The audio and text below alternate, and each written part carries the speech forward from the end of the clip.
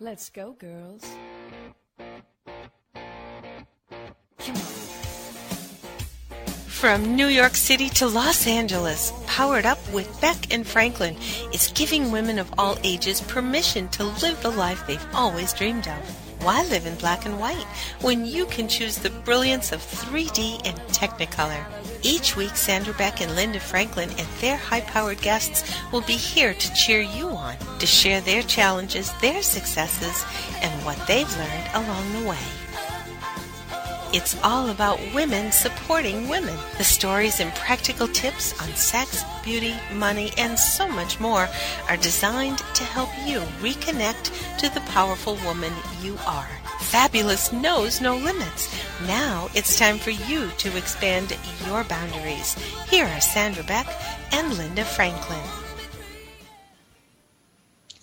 Hey ladies, this is Sandra Beck and I'm coming to you live from Los Angeles. We've got Linda in New York City. And you know what, Linda? We're going to visit today with Barry Eaton all the way from Australia. He's going to talk about his new book coming out and give us some insight into heaven. And we were just talking about heaven, Linda, weren't you?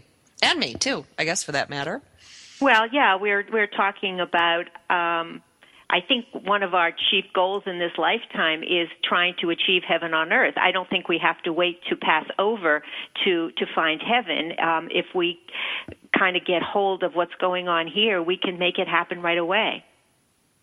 Do you agree? And Linda, I do, because, I've been through a lot of trauma over the last couple years, and I've learned the hard way, and, with your help too, how to get myself into a heavenly place, a place of peace, a place of being, and kind of watch everything unfold around me without getting drawn into the drama. And I will say my life is so much better. Oh, it really is. I mean, I think we just have to take notice of how we feel in certain situations and with certain people. And if those people or situations make us feel very uncomfortable and do things that we wouldn't normally do, we really have to examine that. And we know we're never going to change other people. The only thing we can change is ourselves. So either we have to remove ourselves from some situations or not get so drawn in, almost like looking at life through the lens, like a movie. And when you can take out that, that selfness out of it, I mean, it becomes much easier because so many things we get so drawn into are so unimportant when you look at the big picture. Or they don't have anything to do with you. That's the one thing I learned. I was in and out of court all last year with my ex-husband. It wasn't a custody case. It was a different issue with the state. And, there was so much drama everywhere. There was so much going on, Linda. And, you gave me that great piece of advice to just sit there in the waiting room, of the courthouse, which is a really traumatic lots of negative energy in there. It's not exactly a happy place. And I just watched it all unfold. And I thought, well, what is my part in this? And really, my part was very small. And I didn't have to do much, but I didn't have to take in all of that either. This wasn't my fight. This wasn't my drama. This wasn't my anything. And so I could just simply watch it unfold, which was really crazy considering, I have two small children that were involved in this. You'd think that would take any mom and make her batty. Of course, but tell me, what was the result of you taking that action?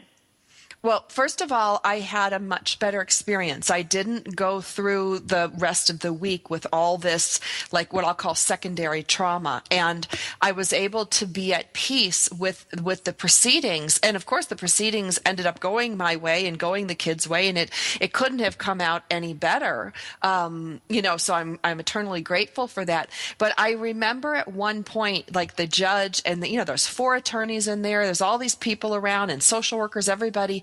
And I had such peace, and I noticed that people were looking at me, and it wasn't that looking at me because I looked nice or anything. It was a curiosity thing, and I became aware of it. The more still I became, the more peaceful I became, the more I had turned it over to God and just said, I've done my best. This is enough. I'm here. I'm part of this process, but I'm just going to watch it unfold. I got much different reactions from people, and they treated me differently. Absolutely. I mean, if you went in as a screaming meanie and challenged everything that he did and telling what a son of a bitch he is and the whole thing, I mean, that's what they expect, and then they know how to react to that. They don't know how to react to the peaceful, calm, you. And it's amazing. Every time it happens, it just amazes me. Even though I know it, it's still, you look at it and say, wow. Wow, yeah. And my attorney asked me, he's like, how are you so at peace? And I said, I am at peace because I've chosen peace. And that was, that's a big deal for me, Linda. I'm kind of a type A, high strung, single working mother, 90 miles an hour everywhere I go. So for me to be like Zen and in peace was really wild. Yeah, no. I'm a little not in Zen today because I'm actually on a medication called prednisone because I have poison ivy. And it's like, I don't know, I've never had speed, but it kind of feels like like you just don't get tired and you're just so full of energy and, like you're just exploding. So if I'm a little exuberant today, that is why. But I'm weaning myself off because it's getting better, thank goodness. Have you ever had poison ivy? I haven't, but I don't, and I can't take most prescription drugs because, like you, I'm real sensitive to it. And they wanted to put me on some thyroid medication years ago, and I was driving my family bananas because I have a lot of energy as it is, and this just shot it through the stratosphere. Yeah, it's so funny. I wake up during the night about 2:00, and I can't go back to sleep, and I feel like I could go out and plow the North 40. It's really crazy, but that's passing. But, what you were talking about before, I really think, there's no mistakes in life. And what you went through and what we all go through with our harrowing experiences, it's a lesson to be learned. And we have to learn and take something out of everything, the good and especially the bad, because the good is, yay, whoopee. But it's where we learn is really from those not so good experiences. And then the contrast of what you went through and to the contrast of sitting in that courtroom being in Zen peace is so huge that you say, I never want to go back to that other place.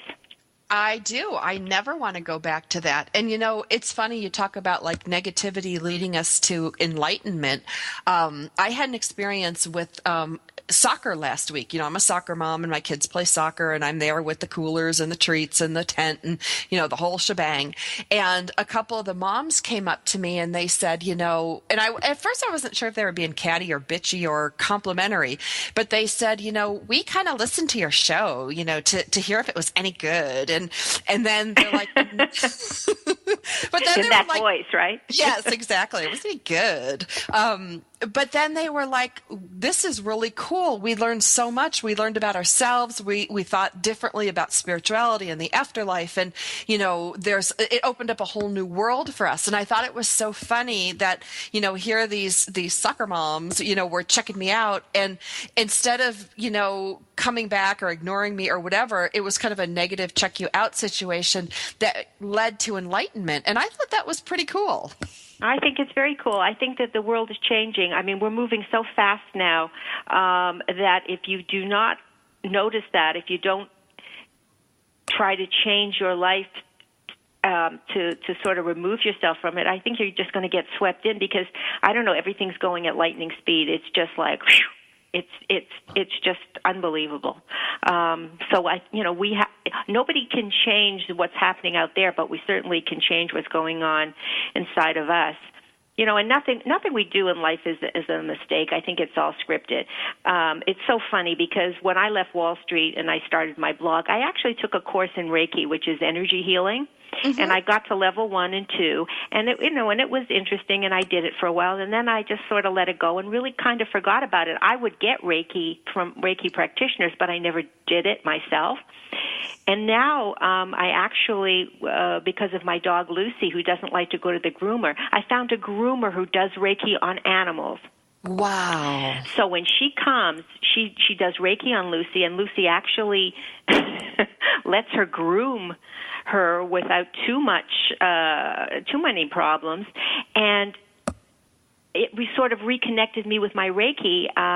She suggested a refresher book and for me to read just to get back into the movement of it. And now I'm doing Reiki on me and Lucy. So it's like, wow. And it's so calming and so delicious that I'm just loving it.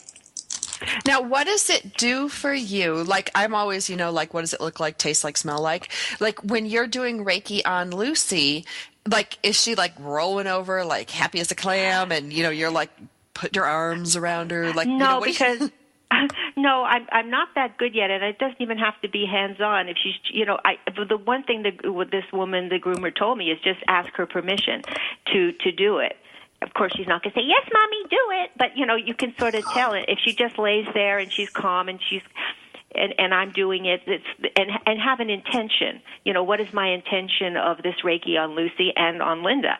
And she says you don't have to really think about it. You just put it out there and then just go calm, almost like in a meditation. Now, if you do it, you can put you can do hands-on too, and I do with me in different parts of my body. But I don't know. It's just it's delicious. Well, I'm excited about it for you, for this journey, because I had Reiki done after my mom died. And, I talked to my mom every day. She was my best friend, my biggest supporter, my biggest champion. And I thought when my mom died, like, that was it. And the Reiki person, she would do like this brushing thing, and she was like brushing away the sadness and bringing in this wonderful energy. And, I could feel my mom's energy. And, I'm so excited because we're going to talk to Barry Eaton today, who wrote a book. He actually wrote a couple of books, but he wrote, one book called No Goodbyes, and he's a psychic intuitive and an author on the afterlife. And he brings some really cool insights into the afterlife. And so, me, Linda, I am all over this like a cheap suit. And I'm so excited to meet Barry Eaton. Okay, me too. I've been on this journey for a very long time, and anytime I can get an insight, it really excites me. Well, and the idea too, this guy, and we'll bring him on, in a few minutes, but he's like a professional. He's educated. He's been around a long time. It's not like some woo-woo airy-fairy, author coming on. So I'm just really excited, and he's a former journalist. So.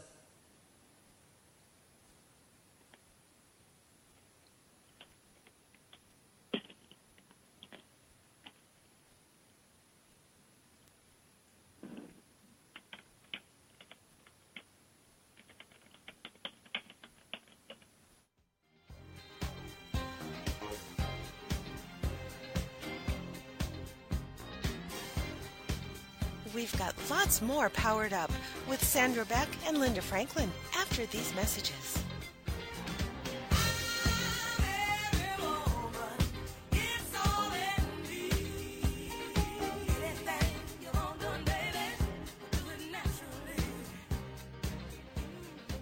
Secret Cuisines and Sacred Rituals is a quest, a place, and a feast. Join host Vilasi Venkatachalam every week to explore myths, mystique, old medicine, and brilliant modern solutions through a dazzling kaleidoscope of cuisines, cultures, and cures.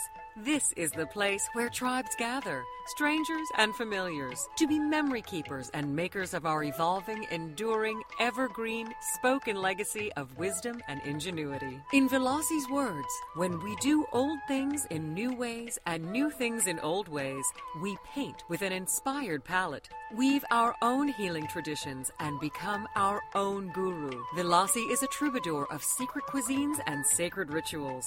She collects stories of wisdom, ingenuity, and grit.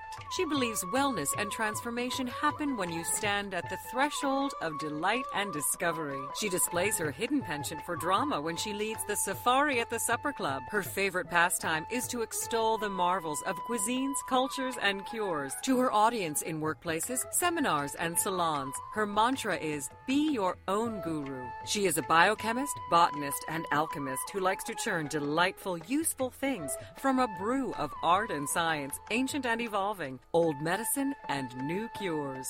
Join Vilasi every Friday at 11 a.m. Eastern Standard Time, only here on the Woohoo Radio Network. I am not the woman I used to be. I'm free with Minister Diane Jones. Monday nights at 10, 9 Central on TogiNet. This is your chance, ladies, to hear stories of hope and healing from someone who's been there. Someone who has fought back from the horrors of incest. Minister Diane's innocence was stolen from her in the land of alcoholism and mental illness, which led to her being emotionally, physically, and sexually abused by her parents. Yet in spite of this trauma, she has gone on to become a successful wife, mother, registered nurse, and minister of the gospel of Jesus Christ. I'm Not the Woman I Used to Be. I'm Free is a straight-up show to enlighten you and to lighten your load. Do not let the weight of this world or the things that have happened to you control your life. For more on the show and Diane and her book, The Story of Me, email her directly from her show page here on TogiNet. Then, join us for I'm Not the Woman I Used to Be. I'm Free with Minister Diane Jones. Monday nights at 10, 9 Central on TogiNet.com.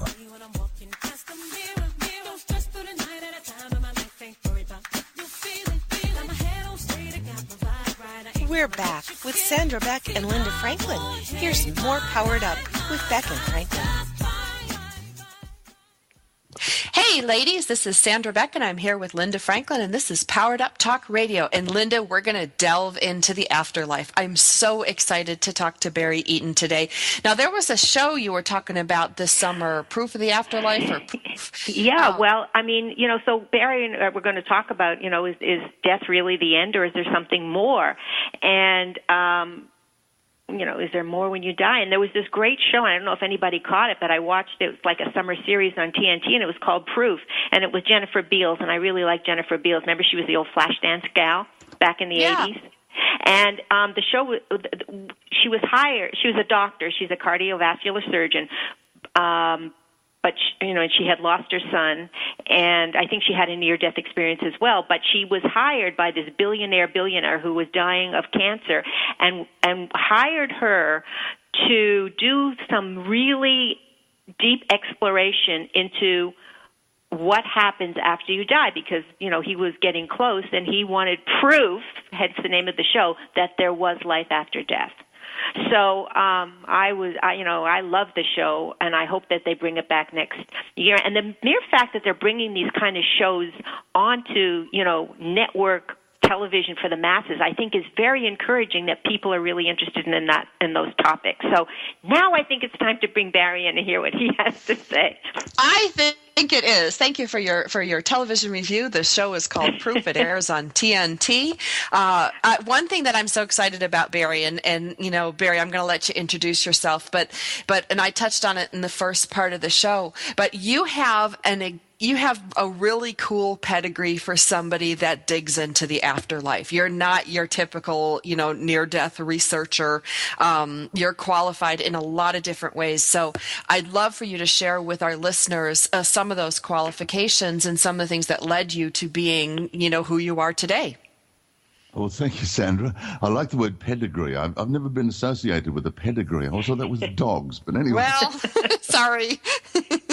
It's meant as a compliment. It's a good because thing. there's a Barry Eaton who writes about dogs, so it's not me. I don't do that. No, I've been working in radio and television for many years now. I started off in the theatre back. I won't go back when that happened, but I've worked on radio, television. I've hosted shows. I've been a news and sports anchor and many different things. Journalist. I lectured in journalism. All of these things until I had a big life-changing incident. And Sandra, I guess you'll know exactly what all that's about, having heard your intro today, and that's called divorce. And when that happened, my life took a totally different turn because I wanted it to take a different turn. So I opened up. I was doing a talkback show with astrologers and clairvoyants and all sorts of people. And I was told once on air by this clairvoyant, you're going to be doing this sort of thing yourself soon. I said, yeah, right. Here I am. I'm running a PR company. I'm doing radio. I'm doing television. I don't have time. She said, yeah, it'll work out. She was right. It all happened. I just decided to study astrology out of the blue, and it all took off from there. So I've been combining both ever since, and I still work on radio. I still have my own internet radio program called Radio Out There. I still do voiceover work, narrate documentaries and commercials and whatever, but I also write and investigate. I also do consulting work for people who, people call them readings, but I prefer to call them more a consultation, an intuitive consultation where I can help people to help themselves. I don't give them all the answers. I help them to find answers for themselves. So that is it in a nutshell, I guess.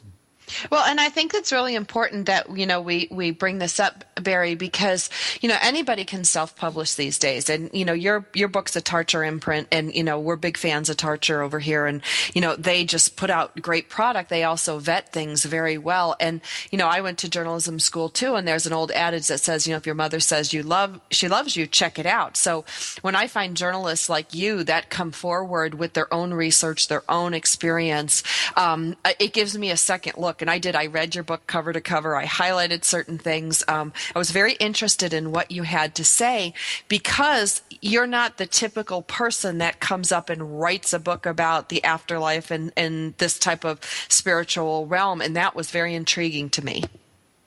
Well, things happen in life, Sandra, as you know. And I didn't set out to write a book on the afterlife. I'd set out to write a book which I was sort of thinking like the idiot's guide to spirituality, New Age, whatever you like to call it.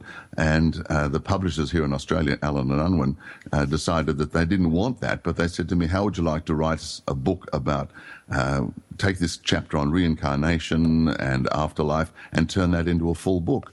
So, I mean, you don't say no to a publisher when they want you to do something. Well, I don't anyway. And so it all emerged from there. And I realized then that it was part of my purpose in life and a very, very important part. And my footsteps had actually been led in this direction. So there are no coincidences. Things happen for a reason. And so that's how the Afterlife books happened. So when you got this, to this offer to publish this book on something that you really didn't know a whole lot about, how did you go about going to get the information? Was it sort of like this television show I was telling you about, where you went and talked to people and maybe had readings yourself, or how did it work? Well, that's a good question, Linda, because I had not really investigated it tremendously. I'd always believed in it. I'd been running a group, a spiritual development group here in Australia for the last, 4 or 5 years at that stage, and we'd started to do areas like this. But my partner, Judy, passed over in 1997, and I'd already been doing some clairvoyant work and some astrology and whatever. And after she passed over, I was given permission from the powers that be on the other side, via a medium at first, to be able to explore my relationship with Judy, keep in contact, and then my abilities as a medium increased exponentially as of that time.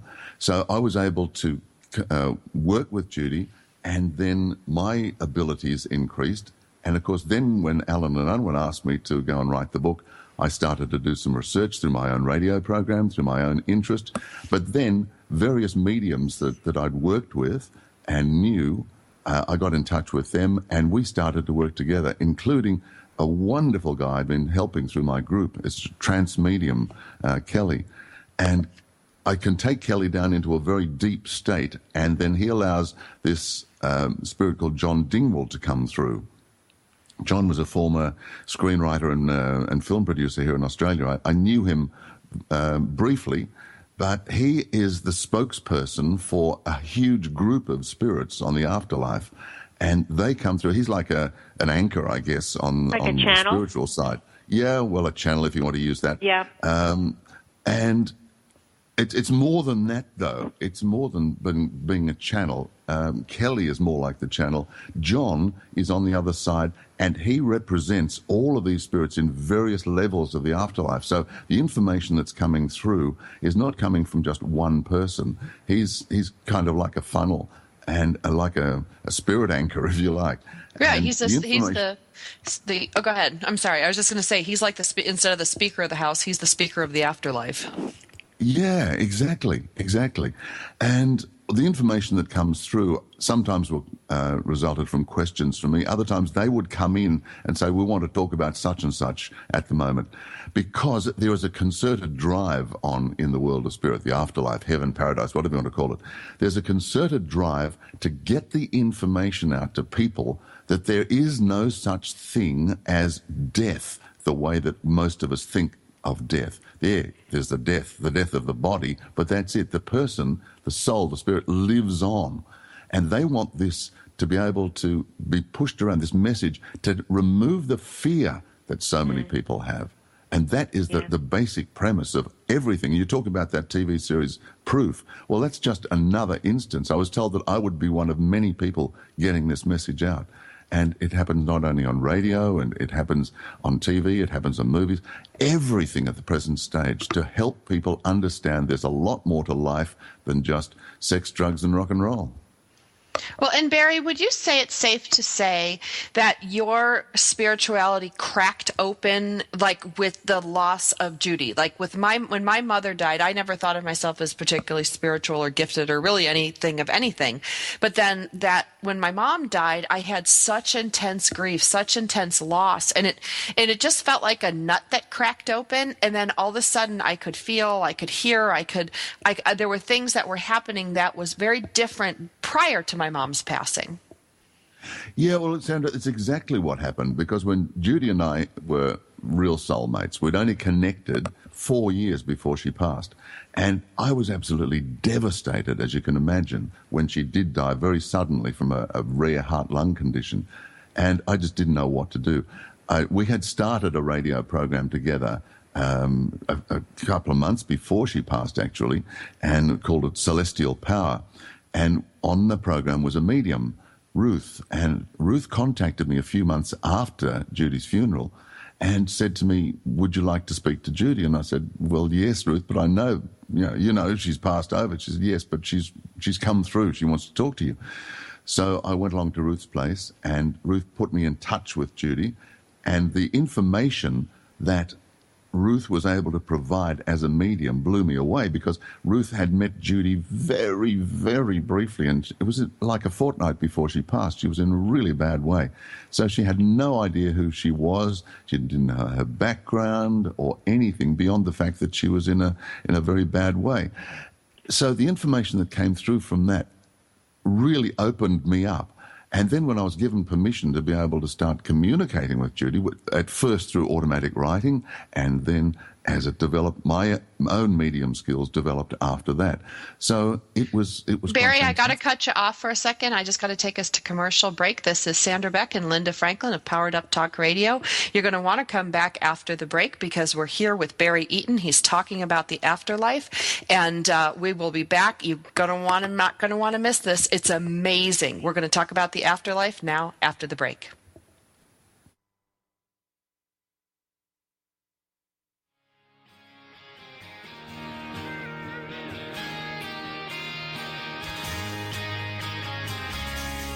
We've got lots more Powered Up with Sandra Beck and Linda Franklin after these messages. This is for all you girls about 42. Tossing pennies into the fountain of youth. In today's business world, a helping hand or idea that doesn't come with an invoice is a treasured find. And if that happens to you, then you need to pay it forward to keep other entrepreneurs from making mistakes or getting a raw deal. It's called Paying It Forward with Josephine Gerasi, Wednesday mornings at 9 a.m. Central. Josephine is going to have the guests describe their accomplishments, the lessons they've learned, both good and bad, and then sharing those pieces of knowledge as we create a movement of paying it forward. For more information about Josephine, her business, and background, you can go to mymomknowsbest.com. Josephine Gerasi has always been a problem solver. She saw this need and has turned it into a movement. It's Paying It Forward, with tips, tools, and advice and hard lessons learned. These pieces of knowledge can make a huge difference for you, your business, and others. So join us for Paying It Forward with Josephine Gerasi, Wednesday mornings at 10 a.m., 9 a.m. Central on TogiNet.com. Have you heard? The pages of American Patchwork and Quilting magazine come to life on our new weekly online radio show, American Patchwork and Quilting. Join Pat Sloan, our blogging and quilt designer host, as she talks about the latest trends, ideas, and inspirations. Her guests include quilt pattern designers, authors, quilt shop owners, and our editors, all quilters, just like you. Call in with your questions. Get quilting tips from industry experts. Learn about free patterns. Hear behind-the-scenes stories from our magazines, American Patchwork and Quilting, Quilt Sampler, and Quilts and More. Get the scoop on free stuff and find out more about the best independent quilt shops in North America. To listen to a live show, tune in Monday at 4 p.m. Eastern. Just log on to allpeoplequilt.com/radio. To hear past shows, go to iTunes and search for American Patchwork and Quilting Radio. We hope you'll join us because we know that quilting changes everything.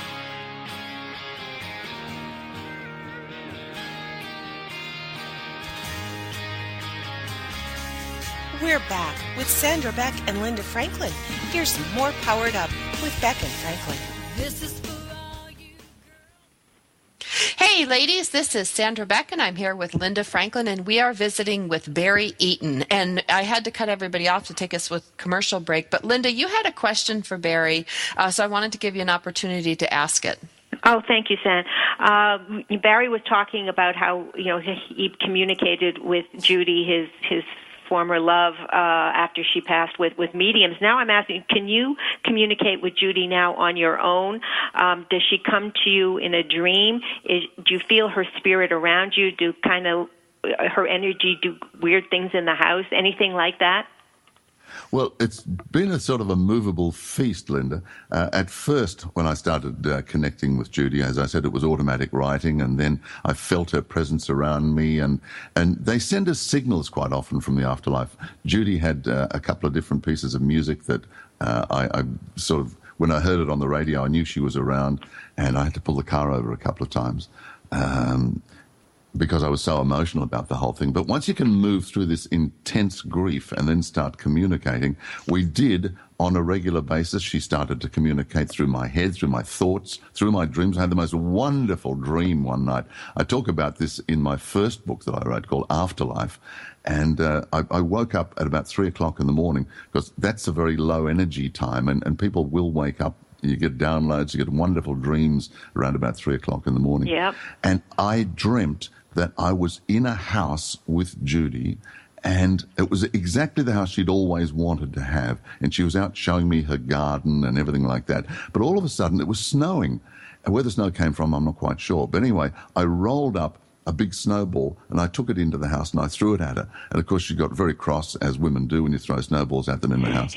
But then we sort of broke up laughing and everything like that, and we had this magnificent hug. And it was something I found out afterwards, that there's no such thing as sex because we don't have bodies as such in the afterlife, but we have this process, I guess, called melding, and the two spirits meld together. And it was the most magnificent feeling I have ever had. Any orgasmic feeling you've ever had multiplied 1,000-fold, and that was it. And it was all spiritual. I woke up in the middle of the night, sat bolt upright in bed, and the tears were pouring down my face. That was the ultimate communication. Yeah. Since then, we communicate in many different ways, but Judy has advanced. She's gone on to higher levels in the afterlife, which we do, and I can explain that later if you like. Please. So we don't have constant communication these days, but I know she is around me, and John has told me she is also an integral part of the group that he works with that's bringing information through, and I know she's around me right now as we speak. I can feel her presence. Wonderful. I think, when you see about people wanting to get in touch with people who have passed, the thing that comforts them the most is, are they happy? Are they okay? Is it as beautiful as we want to believe? Because that brings comfort to us that are still here. You can rest assured, everybody, that once people get to the other side, providing they haven't been some kind of evil dictator, terrorist, drug baron, or paedophile or whatever, that they are in a very, very peaceful and loving place, because that's what the universe is. That's what the afterlife is. It's peace and it's love. You were talking about peace in the first segment today, and that's exactly what we really strive for deep inside ourselves, because that's what we're used to. That's what we have in our home, which is the afterlife. This is not home. This is the earthly adventure we're on. Yeah. So we're yearning for that peace that we remember, and we want to go back to it. But of course, it depends on what we do in our life. We can't expect to go back and have peace and love and all these beautiful things if we have been totally evil. Sure, we make mistakes. Sure, we do wrong things and we do hurtful things, but that's not the same as being completely evil. But when we get back there, we are welcomed. And there's this wonderful, loving reconciliation, if you like, between members of our family. I mean, you can expect to connect with your mother again there, Sandra. And so many different people that are waiting that we may not even consciously remember, but they are part of our soul family and our extended soul family, because we've got sort of levels of extended families as well. And they greet us and they're around us. And it's a welcoming, it's a homecoming. Did you ever ask, because everyone said, we're here to learn and we're learning from all these lessons, hopefully, and finding that heaven right here on earth. And then, when we're there and we go up the different levels, that it is our choice to come back. Well, there's a lot of controversy about that one, Linda. Whether or not we have a choice depends on who we are, because everybody's story is different. As you know, we've got 7+ billion people on the planet. Everybody's got their own story. And as I write in both of my books, Afterlife and No Goodbyes, the phrase as above, so below applies. And there are so many things that happen. So we bring down with us what we need to know, where we need to go, and everything like that. But we also return with whatever we have residual from our life here. We take it back as an imprint on our spirit. So we have to work through all of these things. So it's very difficult to come up with just what happens on a general basis. There are certain things that happen, but everybody's story is different, and I think that's very important to remember.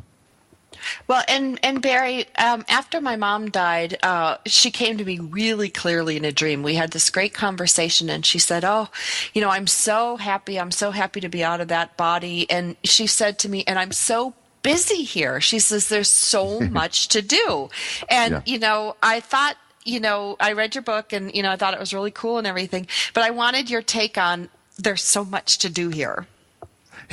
Well, that's right. So many people think, okay, you get over there, you're issued with the obligatory harp and a cloud and off you go. Look, it doesn't happen like that. When we get over there, if we've had a bad illness or whatever, we have to go through a healing process, because we take, as I said, the imprint of this into our spirit. And the spirit, by the way, is the vehicle for the soul. The soul is the vibrational energy that never ever dies. So when we go back again, we've got this healing process, then we connect with the family, and then we have a life review. We look back on our life and everything like this, and we are usually the harshest judges, but we've got our guides over there that we work with. We know what we've set out to do at the beginning of the life. Whether we've got there or not, well, that's up to us to work out. But there's no punishment as such.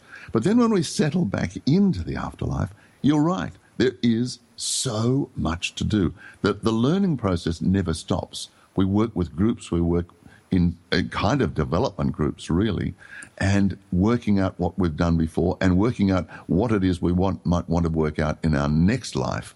But then in between time, we've got things that we might be helping out with greeting spirits who are coming over from the other side, working with younger spirits, working in many different areas. Because, as I said, the group that John brings through is about 90 to 100 different spirits. Now, each one of those is doing that as part of what they do. But there's also recreation. You can go to concerts. There's music. They even watch films. They don't watch sort of nasty, horrible films, but they do have the kind of inspirational films over there that they all go. Oh, I'd love to go to movie night in the afterlife. That has to be so cool. Yeah, you don't even need any tickets. That's the good thing about it. You don't need any money. No such thing as money. Lots of good things like that. But look, there's sport, there's many activities, there's creative activities. People are encouraged. I mean, you might have always wanted, like me, I've always wanted to paint, but I've never ever sort of got down into the whole process of learning or experimenting or anything. So maybe when I get back there next time, I'll start doing some painting. And you can act, you can play musical instruments, all sorts of things, because these restrictions are not there, and we can open up to the freedom of our soul. So as you say, Sandra, your mother she's so busy. That's why sometimes we think, why aren't they contacting us? Why aren't they coming through in dreams? Well, they've got their life as well. So yeah, they do surround us. They do come back, but it's a very busy and it's a wonderful life. But it depends exactly your stage of development as to what you do, where you are, and how you progress. Barry, did you have, before all of this happened, a fear of death? And now with all of these new enlightenments that have come to you, now you're not, and it's changed the way you live? When I was very young, I had a fear of death, but that's gradually faded. And nowadays, look, I went through a cancer problem a couple of years ago, and I thought at the time, well, okay, if this is my time, I'm quite happy. I've had a good life. I've done all sorts of good things. I've written 2 books at this stage, and I was ready to go. Not a fear in the world, not a fear. But Spirit has decided that I got a few more things to do yet, so they said, no, you can't come over. In fact, I've been told, my father came through another medium at the Afterlife conference I was emceeing earlier this year, saying, it's not your turn, you've got more things to do. Then, okay, Dad, all right, I can take a message. Do you believe that that we do have a choice of when we're going to go, and when, or our soul says, okay, I'm done, we've done everything, goodbye?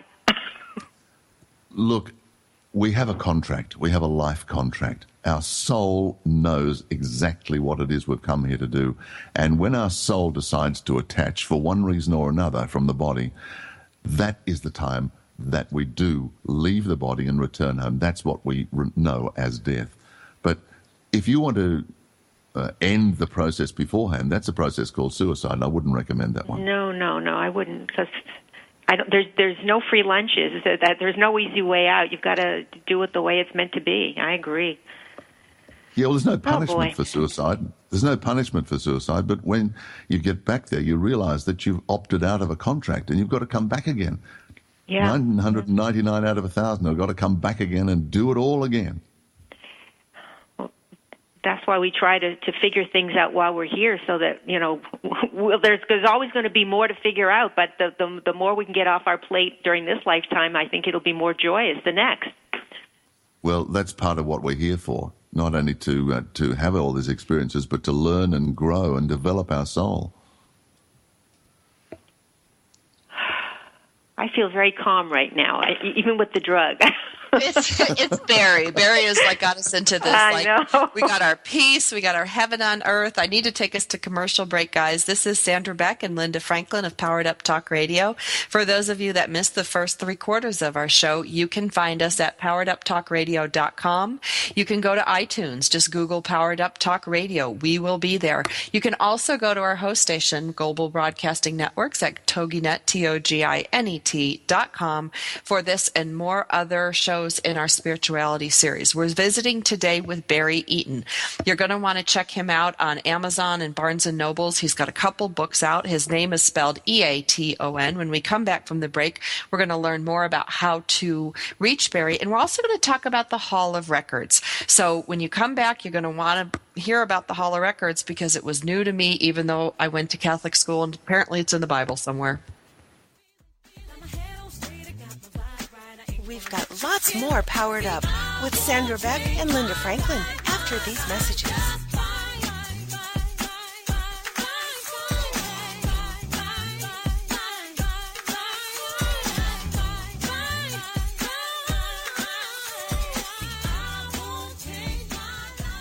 I am not the woman I used to be. I'm free with Minister Diane Jones. Monday nights at 10, 9 Central on TogiNet. This is your chance, ladies, to hear stories of hope and healing from someone who's been there. Someone who has fought back from the horrors of incest. Minister Diane's innocence was stolen from her in the land of alcoholism and mental illness, which led to her being emotionally, physically, and sexually abused by her parents. Yet in spite of this trauma, she has gone on to become a successful wife, mother, registered nurse, and minister of the gospel of Jesus Christ. I'm not the woman I used to be. I'm Free is a straight-up show to enlighten you and to lighten your load. Do not let the weight of this world or the things that have happened to you control your life. For more on the show and Diane and her book, The Story of Me, email her directly from her show page here on TogiNet. Then, join us for I'm Not the Woman I Used to Be. I'm Free with Minister Diane Jones. Monday nights at 10, 9 Central on TogiNet.com. Is there more living for you to do?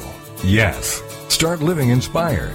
Be here for Living Inspired with Tricia Goyer, Thursday afternoons at 4, 3 p.m. Central on TogiNet.com. Tricia will dig deep into topics that matter most to women, inspiring women to make a change in their own lives and to make a difference in the world, and maybe even deep within their own hearts. Tricia is a wife, mom, speaker, family expert, and author of 24 books. For more information on Tricia and Living Inspired, go to her website, TriciaGoyer.com. That's TriciaGoyer.com.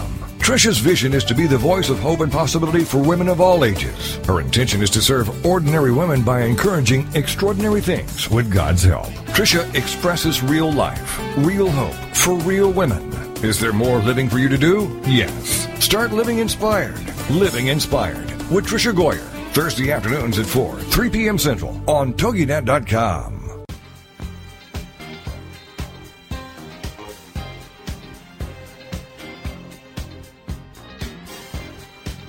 We're back with Sandra Beck and Linda Franklin. Here's more Powered Up with Beck and Franklin. Hey, ladies, this is Sandra Beck, and I'm here with Linda Franklin, and we are visiting with author Barry Eaton. He's also a spiritualist. He's many, many things. You're going to want to look him up on the internet because he's a really neat guy. I want to talk in this last segment about the Hall of Records, and primarily because after my mom died, I had a dream where we were standing in this big hall, and it seemed like a Hall of Records, and I was laughing, going like, "Mom, how is it I can see you?" And she's like, "I can see you too." And we had a hug, not like Barry and Judy's hug, but we had this great hug that just, I don't know, it set me off for the rest of my life, and it changed how I felt about the whole grieving process of losing someone. But I also thought I was a little loony, Barry, so I started doing some research, and I did some research about this Hall of Records, and I found that it appears in the Bible in Ezekiel 41, 1 through 10. It says, "Inside the temple, he brought me to a great hall. The width of the entrance was 17.5 feet, and the side walls were, they describe it, 35 feet. He went in and measured, and then they talk about how, that this is the volume, this is the building where the volumes of the Great Hall's repository from pre-dawn existence." And I thought that was pretty wild, and then it showed up in your book. So I would like to hear about your experience with the Hall of Records. Well, the Hall of Records is somewhere where, when we are advanced enough as a spirit, we are allowed access to it. Fairly open access, from what I understand. And you're right, it goes right back to the dawn of civilization on this planet, and presumably others as well. And everything is recorded there. And when we have access, when we're granted access to it, we are able to find out not only our own past lives and existences, but we're able to find out information about everything that's been going on. It looks to us the way we would expect it to look. Now, in your instance and in mine, it sort of looked like a Greek temple, but in other people's, it could be like a vast library. Once again, it's the perspective that we put on things, that we create in our own mind, because everything is done, communication in the afterlife happens through thought, and this is why when they communicate with us, it's through dreams, through thoughts, through everything like this. But the Hall of Records is, you might think you're going in there and it's going to be a giant library or there's parchments or whatever, but there are many, many advanced technical things there, like information comes through in a holographic form so that we can actually see things recreated. We can be in the Hall of Records, from my understanding, and see a certain battle or a certain situation replay itself in a holographic image. It's quite an amazing thing, but it's not just like a giant movie theater where you go along and say, well, okay, this week I'm going to go along and have a little look at Caesar being stabbed. No, it's not like that. You can't just recreate things for your own fun and amusement. It's got to be done in a very responsible sort of a way, and you're only allowed access to this for your own spiritual advancement. But to be able to move into the more entertainment sort of things, yes, you can watch television and things like that in a similar kind of holographic situation, by the way. So that there are many ways of communicating in the afterlife, and where we are with the Hall of Records depends on what we are doing, our stage of development, which level we are on the afterlife, and whether or not we're allowed access on our own or whether we can only go there with our guides. Once again, it it's a different story for every single person. But the Hall of Records is there, but it's not a fun place. It's a place to be able to learn, advance, and grow. Well, and that's pretty much what it said in Ezekiel. Same thing. It's reverent, it's serious, and it's a place to learn and grow. I do have one question for you with all this, because there's some things that I do on Earth here that I really don't want my mom to see. Where's privacy in all this? If our spirits are hanging around, my mom's in here, is she going to be on my next date, with me? Like, where's the privacy line? I just had some mental images then. I'm sorry, sir. Maybe it's your mother putting them into my mind. I don't know. That's why I broke up laughing. Look, it's a question that I asked the spirits as well when I was writing about this. Are they able to... I don't want my grandmother coming in some intimate romantic moment or whatever. But no, they have to look at our privacy just as they would if they were a guest in the house.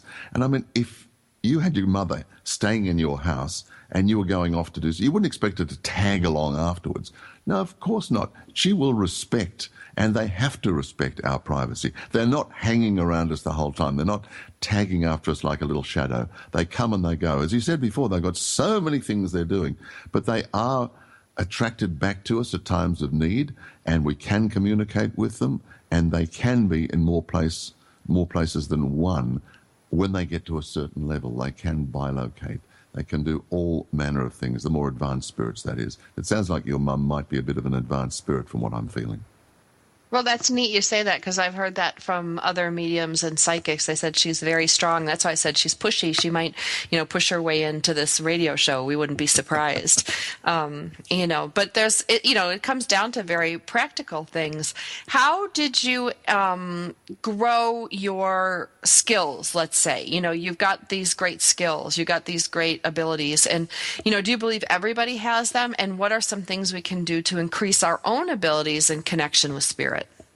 Well, this is what I did in my spiritual development group. Yes, everybody has got a certain amount of, call it intuition, call it gut feelings or hunches or whatever. Yes, we are all psychic, intuitive, but it's like having a game of tennis. Some people can just get the ball over the net. Other people go on to become really good players, and other people make a living out of it. It's the same thing with our intuitive development. We have to, one of you turned around, we were talking about doing Reiki earlier on. Yeah, that's exactly what it is. You can learn these things and develop them, but it has to be done through a state of intention. But you might be good at the intuitive side of things. You might be a natural medium or whatever. But if you choose to increase your skills and open up, that state of intention is really, really important. But we can all communicate with people on the other side, and most of us do. Most of us have a dream at some stage or other, and this is a normal form of communication from the afterlife. At night, the spirit leaves the body. The body needs the rest, the spirit doesn't. It's energy, it's pure energy. So it leaves the body and goes roaming, and that's where some of our dreams and some of the ones that we can remember anyway, can be really way out. We can remember being in contact with people on the other side. And we communicate with our guides. We connect again with loved ones. Not all the time, not every night, but it happens regularly. So it's there, but you've got to choose to want to do it. It's like anything.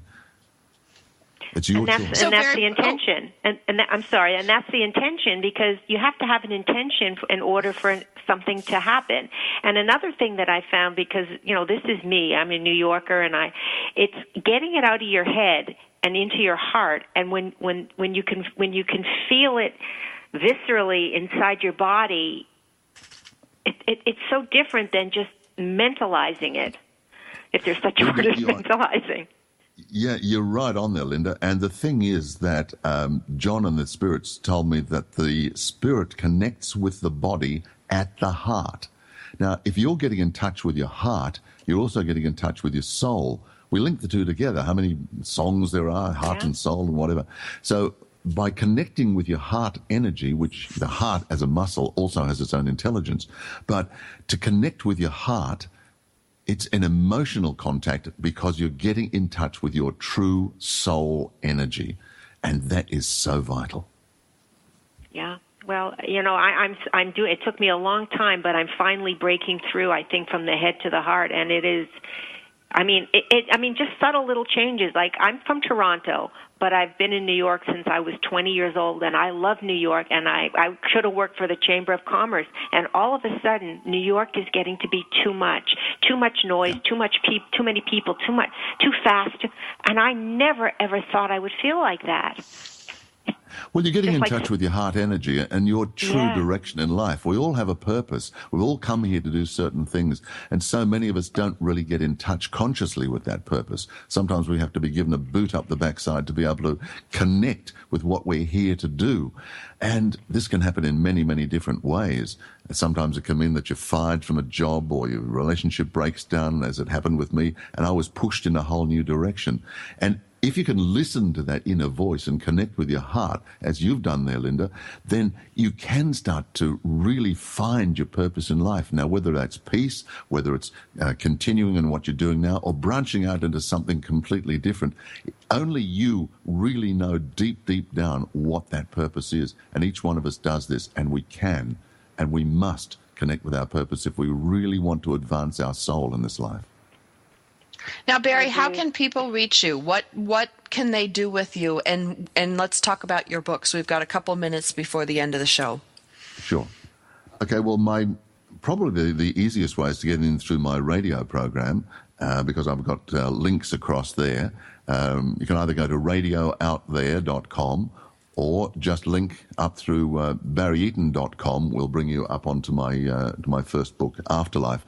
So either of those, or you can email me at radioutthere, 3 words but all joined together, radioutthere@gmail.com.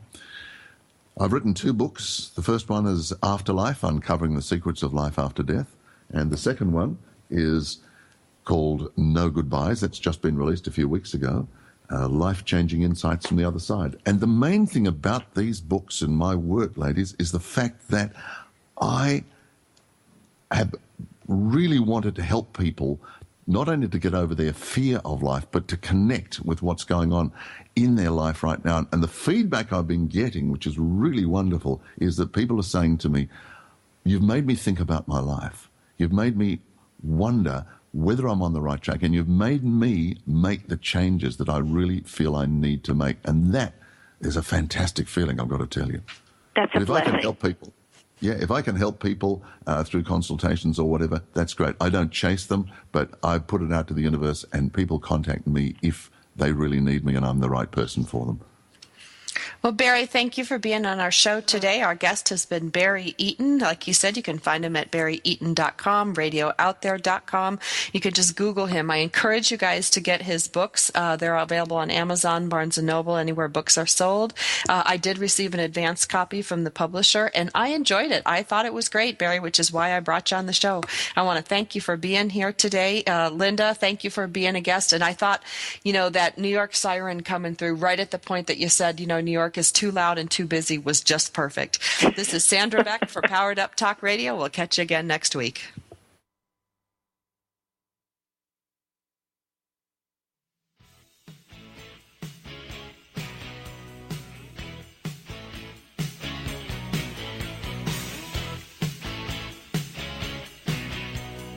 We're so glad you joined us for Powered Up with Beck and Franklin. Sandra Beck, Los Angeles-based single mother and technology company owner, knows what it's like to be fit, funny, and fantastic in your 40s. Linda Franklin, a New Yorker with a successful marriage and